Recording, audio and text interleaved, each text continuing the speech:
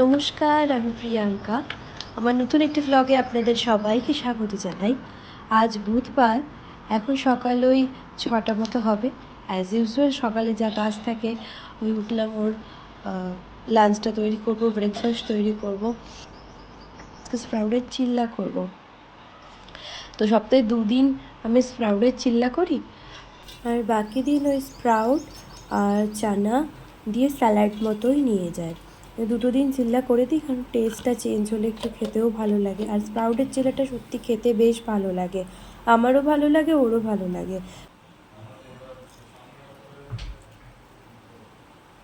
একটু রসুন দিয়ে দিলাম আর একটুখানি কাঁচা লঙ্কা দিলাম। তো আমি যখন নিরামিষ করি তখন এই রসুনের জায়গায় না আমি আদাও দিই। ওটা আদা দিলেও খেতে ভালো লাগে, রসুন দিলে তো ভালো লাগেই। তো এটা মিক্সিতে আমি একবারে পেস্ট করে নিয়েছি।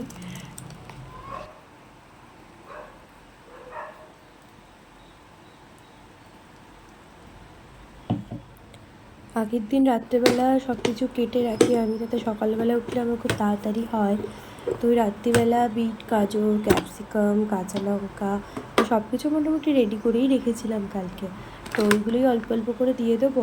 তো খুব একটা বেশি আমি চপারে চপ করে রাখি না, কারণ খুব বেশি দিন চপ হয়ে গেলে, 1 থেকে 2 দিন হয়ে গেলে না ওটা কেমন একটা মানে গায়ে গায়ে লেগে যায়। তো আমি ছোটো ছোটো করে কেটে রাখি, এই সময়টা আমি চপড করে নিই। খুব ছোটো করে কেটে রাখলে সুবিধা হয় এই সময় চপড করে নিতে। তো হয়ে ভালো করে মিক্সড করে নিলাম। এর মধ্যে না আমি ওই বেসন দিই, দিলে বেশ খেতে ভালো লাগে, না দিলেও হয়। তো আমি দেই, ওর খুব ভালো লাগে বলে বেসনটা আমি দিই। ওই 2 চামচ, বড় চামচে 2 চামচ বেসন দিলাম। বেসন দিয়ে ওটাকে ভালো করে মিক্সড করে নিলাম।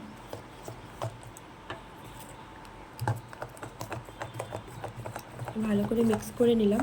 ওদিকে তাওয়াটা আমার গরম হয়ে গেছে, আমি একটু ঘি ব্রাশ করে নিয়েছি, দিয়ে চিল্লাটা ভালো করে স্প্রেড আউট করে নিচ্ছি। তো ফার্স্ট চিল্লাটা দিচ্ছি বলে আমি একটুখানি ঘি ব্রাশ করে নিলাম। এর পরের যে চিল্লাগুলো দেবো আমি আর ঘি দেবো না, একটুখানি জল দিয়ে ভালো করে একটা শুকনো কাপড় দিয়ে মুছে নেবো। তাহলে আর প্রয়োজন পড়ে না। ওই যেমন ধোসা করা হয় ওই রকম, শুধু আমি কিছু অয়েল বা ঘি কিছু ব্রাশ করব না, যেহেতু প্রথম সেহেতু একটুখানি ঘি ব্রাশ করলাম। এটা ঢাকা দিয়ে দেবো ভালো করে স্প্রেড আউট করে। আর ওদিকে একটু কুমড়োর ছক্কা বানাবো, তো কড়াইতে তেলটা গরম করতে বসিয়েছি। আর এদিকে আলু কুমড়ো কালকেই আমি কেটে ধুয়ে রেডি করেই রেখেছিলাম, যাতে আমার আজকে তাড়াতাড়ি হয়ে যায়। আর কুমড়োটা সকালবেলা মানে কুমড়োটা চাকুতে ছুলতে খুবই অসুবিধে হয়, খুব টাইম লাগে।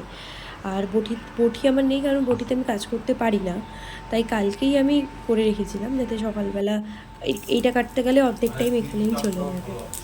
তো কড়াইতে আমি 5 ফোড়ন দিয়ে দিলাম, আর একটু কাঁচা লঙ্কা আর একটু তেজপাতা দেবো। এটা ফোড়নে দিয়ে ফোড়নটা একটুখানি গন্ধ আসা পর্যন্ত ওয়েট করে, ফোড়নের গন্ধটাও বেশ বেরিয়ে গেছে মিষ্টি। এবার কুমড়ো আর আলুটা ছেড়ে দিলাম, দিয়ে অল্প একটু নুন আর একটু হলুদ দেবো। ঠান্ডাটা এত লেগেছে না আমার, মানে নাকটা বসে গেছে, মানে গলার ভয়েসটাও চেঞ্জ হয়ে যাচ্ছে।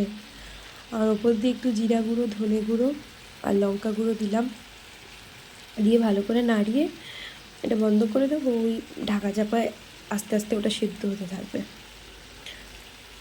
এটা অনেকটা আগেই বসিয়ে দিলাম, যেন এটা হতে অনেকটা টাইম লাগবে। অল্প একটু লঙ্কা গুঁড়ো দিলাম ওপর দিয়ে, আর লঙ্কা দেবো না, কারণ অনেকটাই লঙ্কা দেওয়া হয়ে গেল, আর এমনিতেও বেশি ঝাল খেতে পারে না। আর আমার না কুমড়ো ছক্কাতে ছোলা দিতে খুব ভালো লাগে, মানে ছোলাটা মুখে পড়লে বেশ ভালো লাগে। অল্প একটু ছোলা দিয়ে দিলাম উপর দিয়ে।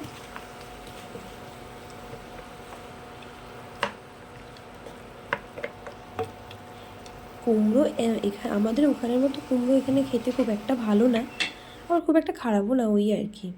এদিকে আমার চিল্লাটাও হয়ে গেছে একটা সাইড, তো চিল্লাটা আমি উঠিয়ে নেবো, ওই সাইডটা পাল্টি করে দেবো। দেখুন একটা সাইড পুরোপুরি ভালোভাবে হয়ে গেছে, আর এই সাইডটাও মোটামুটি মানে 40% তো হয়েই গেছে। এবার উঠিয়ে ওই সাইডটা পাল্টি করে দিই। টাইমটা আমি একটু বেশিক্ষণই রেখে দিয়েছিলাম, তো এতক্ষণ না রাখলেও হয়, কারণ ওদিকে আমি কুমড়োটা করতে গেছিলাম, তো তাই।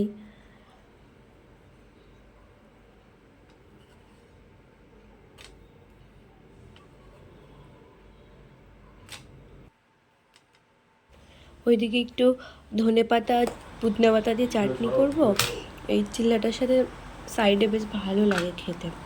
তো এই ধনেপাতা পুদিনা পাতা আমি কালকেই রাত্রে ধুয়ে রেডি করে রেখেছিলাম, তো ওটাই নিয়ে নিলাম। অল্প একটু রসুন আর একটা লেবুর পুরো অর্ধেকটা চিপে দিয়ে দিলাম, আর ওই দুটো মতো কাঁচা লঙ্কা দিয়ে ভালো করে মিক্সিতে পেস্ট করে নিয়েছি।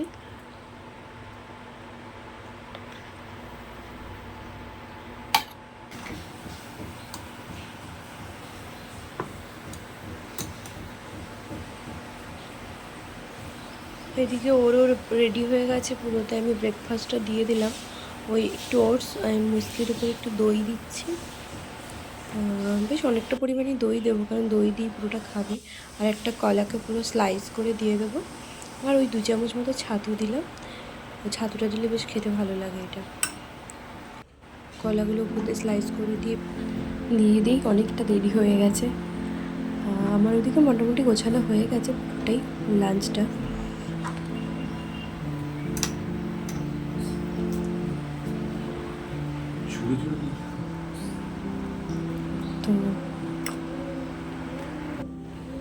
তো খাওয়াও হয়ে গেছে, চলো বেরিয়ে পড়লো।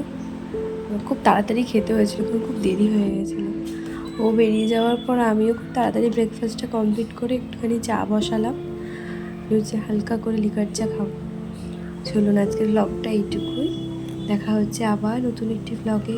সবাই ভালো থাকবেন, সুস্থ থাকবেন, সাবধানে থাকবেন।